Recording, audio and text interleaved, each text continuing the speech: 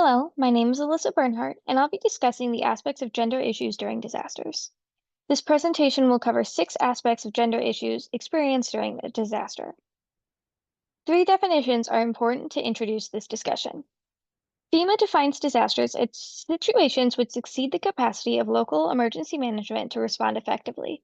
This includes their ability to save lives and protect property and the economy, amongst other things. Gender refers to the socially constructed characteristics of an individual's gender identity or prescribed gender identity. It is important to recognize here that these characteristics are products of a society and culture and maintained by individuals and their expectations, but are not accurate to every individual. Relatedly, gender roles are those prescribed attributes, as discussed above, which define gender in a particular cultural society. This slide generally covers the 4 phases of a disaster, these being mitigation, preparedness, response, and recovery. Gender roles differ during disaster phases and by cultures.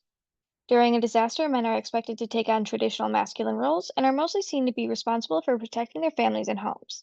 This often results in men taking risks to their mental health and lives, including their physical health, in order to fulfill this role. During and somewhat before disaster, women tend to be responsible for preparing their homes and families by gathering resources. Women often take on agricultural responsibilities and are expected to gather food, firewood, medicines, and other resources for survival. Relatedly, they are responsible for taking care of the sick and elderly, and therefore risk their own lives to protect these family members. After a disaster, men take on the responsibility of rebuilding their homes and communities by performing rescue services. They are often contacted by governments or serve on government boards and make major decisions for the process of recovery. In many cultures, men are the only head of households and are therefore responsible for all financial decisions and the benefits for which fall to them. Women are often overlooked during the process of disaster recovery and response. They are still responsible for protecting their family, but take on increased responsibilities, including additional paid labor in addition to previous paid or unpaid labor, especially in the case of a male head of household having perished. Women are not typically contacted by government organizations, but will perform labor for non-governmental organizations or NGOs. Different gender identities often face different harmful situations during a disaster, and therefore have different needs. Women tend to be impacted by higher casualties and are subject to increased sexual and domestic partner violence, which includes even in shelters due to a lack of privacy.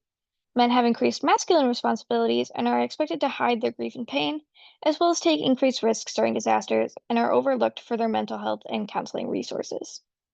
Those of other gender identities are highly overlooked and do not receive resources or protections, as their issues are under-researched and therefore their needs go unrecognized.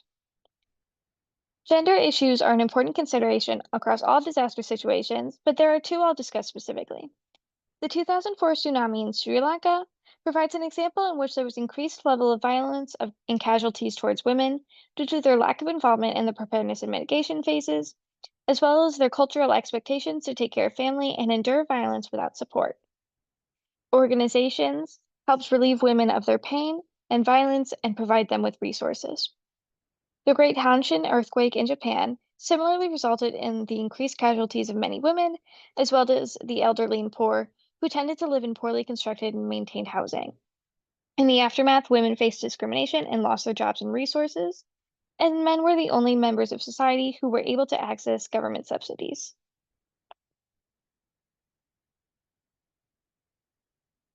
Here are my works cited. Thank you very much.